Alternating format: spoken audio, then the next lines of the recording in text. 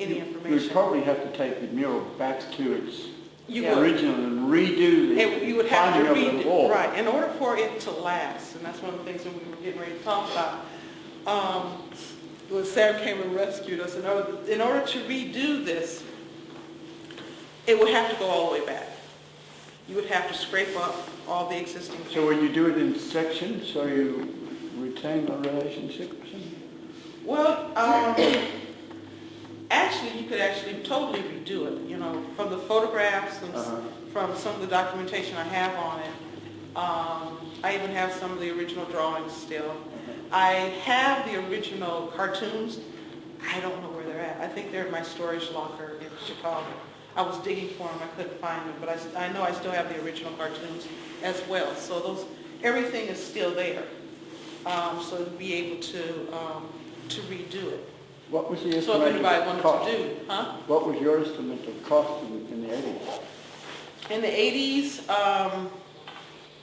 the estimated cost was about $20,000, materials, easy labor, and then of course, and that's not counting the artists and artist materials. You know, it's one thing when you're talking, and it would still take several months to go ahead and complete, you know, unless you had all professional artists, and then they probably could knock it out in about 6 weeks.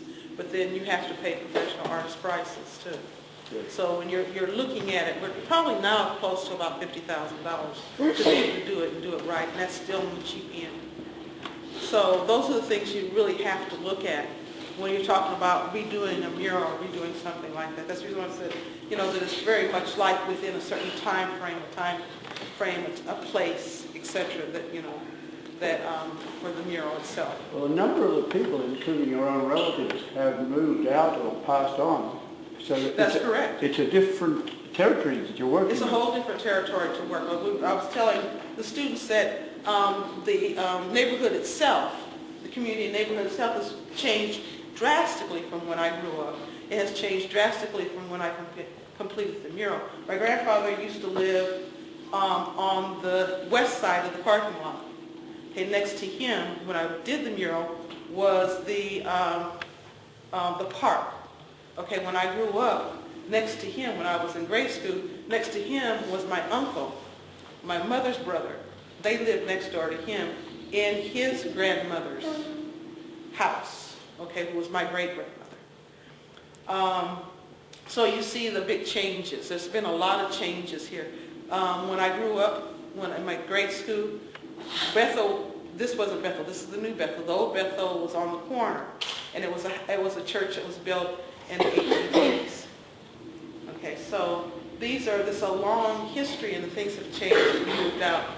Most of my relatives don't live. I have an aunt who still lives in Urbana. You know, she's on Beardsley. And then my cousin has my grandmother's house up on Eureka and 5th. Okay, but they're the only ones living in the community now. Everybody else does not live in the community. At one stage we had a comment from Lucy Gray, and she felt that the blacks were too black and the whites were too white. Well, what do you feel about that? Well, I was telling them about that, that we had a lot of comments. She hated the mural. She lived across the street here. The Lucy Gray lived There was across sort the of street. an upgrade street, actually. There were a lot of named people on the street. Right, there was many people. And Lucy, she was very opinionated. And she hated that mural because she said that the people were too black and the eyes was too big and I was doing blackface. Well, it wasn't blackface, you know. It was for you to be able to see it for a long distance away. At that corner, as you're coming up, you can see it several blocks away once it was done.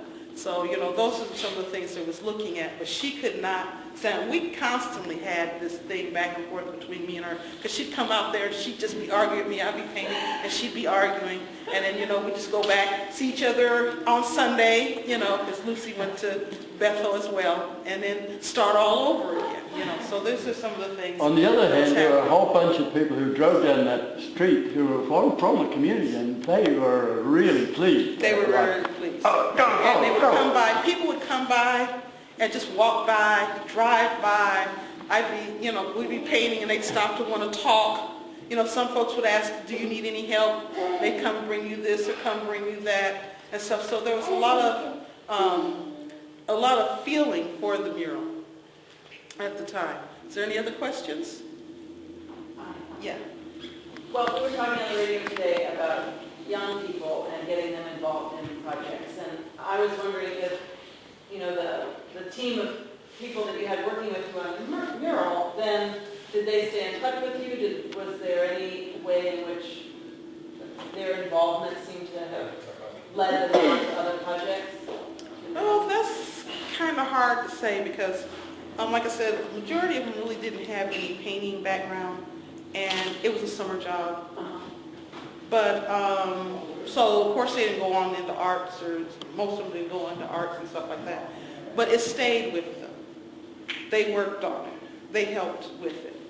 So it became extremely important for them. Every time when I see them, or once in a while, we would talk and stuff. But, right after I got through painting the mural, I finished the mural and stuff, I started down at Eastern Illinois University, and I was working down there for about 8 years, so I was traveling back and forth. So I really didn't interact that much with the community. I continued to interact with the artists. In fact, we put together our own art consortium here, Black Art Consortium, which we called Symmetry, that lasted for almost 10 years. Because even when I left in '86, my cousin, she continued, holding it together until she left. Well, actually, just some shows. Yeah, we had on that shows. consortium. And we did these great big extravaganzas where we would have art shows, so we would display artwork. We would have photographic exhibits. We would have recitals, classical, jazz, etc., depending on the artists. Some of the artists from black artists from the campus would also associate with Symmetry because it was a way of them being able to do recitals and stuff. We had fashion shows. We had dances and dance groups and stuff. And it was something that I helped, kind of like instrument. I was like the first VP, and then I was the treasurer for a while and stuff. But it's something that I wanted to kind of help put together because when I was in Dallas, before I came home and painted the mural. When I was in Dallas, I also helped institute another organization like that down in Dallas. And from that organization came galleries, black galleries.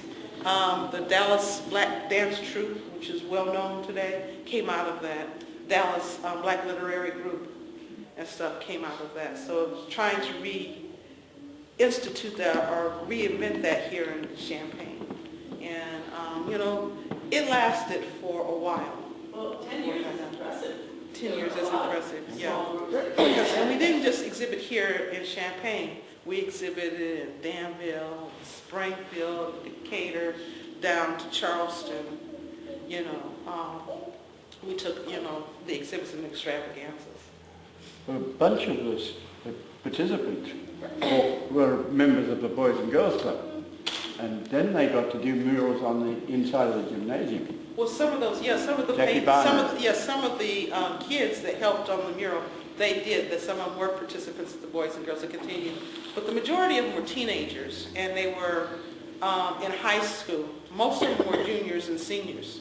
So, like within 2 years, they were out on their own. So, that's one of the other things. So, it's what I think more than anything else, it's the memory and what that held for them. And it was a sense of empowerment and a sense of community connection and empowerment, and I think that's what was more important than anything else.